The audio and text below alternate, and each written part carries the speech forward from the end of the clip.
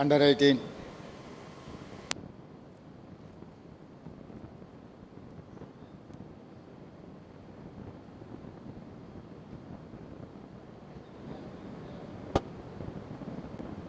Role model కార్యక్రమాన్ని తీసుకొని భవిష్యత్ తరాలకి మన రాష్ట్ర శాసనసభ ఏ విధమైన దిశ నిర్దేశాన్ని ఇవ్వాలనో ఒక మాక్ అసెంబ్లీ నిర్వహించడం ద్వారా శాసనసభ సమావేశాలు ప్రజలకు ప్రయోజనకరంగా ఉండాలి, భవిష్యత్ సమాజానికి అవసరమైన శాసనాలు చేయాలి అన్న ఒక స్ఫూర్తిని ఈరోజు మీరు నిర్వాహకులందరూ నిర్వహించినందుకు మనస్ఫూర్తిగా మిమ్మల్ని అందరినీ అభినందిస్తున్నా. గొర్రెలు మేకలు పెంచుతూ నెలకి 5 లక్షలు సంపాదిస్తున్నారు తాహేర్ గారు. మీరు ఆయన నుండి నేర్చుకోవాలా? అయితే ఇప్పుడే ఫ్రీడమ్ యాప్ని డౌన్లోడ్ చేసుకోండి.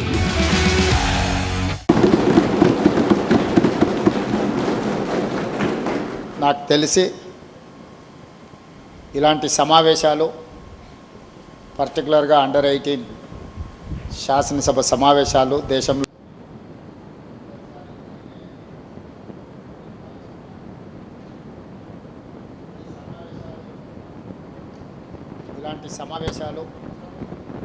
పర్టికులర్గా అండర్ 18 శాసనసభ సమావేశాలు దేశంలో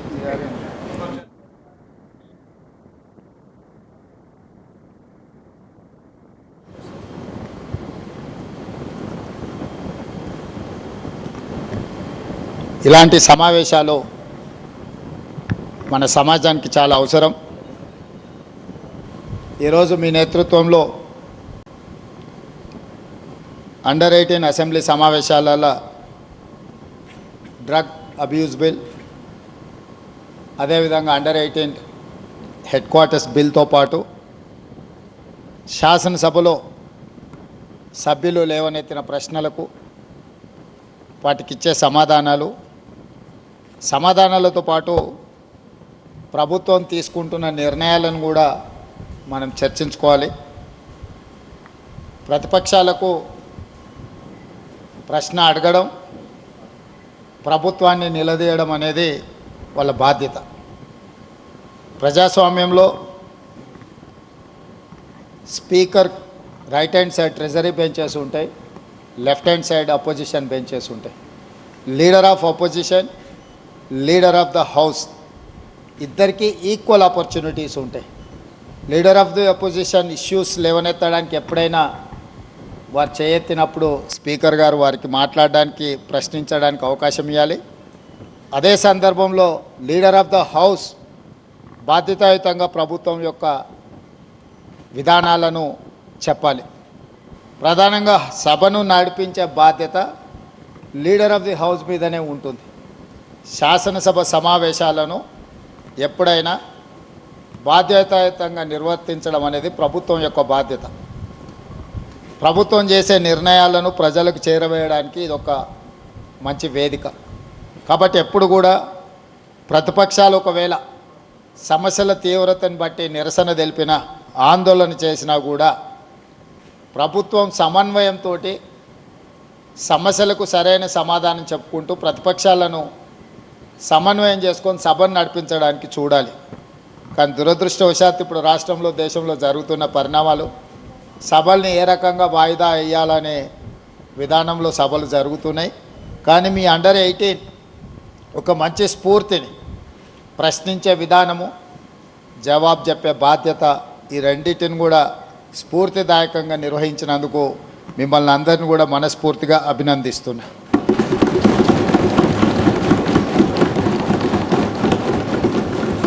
అదేవిధంగా ఈరోజు 14th నవంబర్ భారతదేశ మొట్టమొదటి ప్రధానమంత్రి పండిత్ జవహర్లాల్ నెహ్రూ గారు జన్మదినము.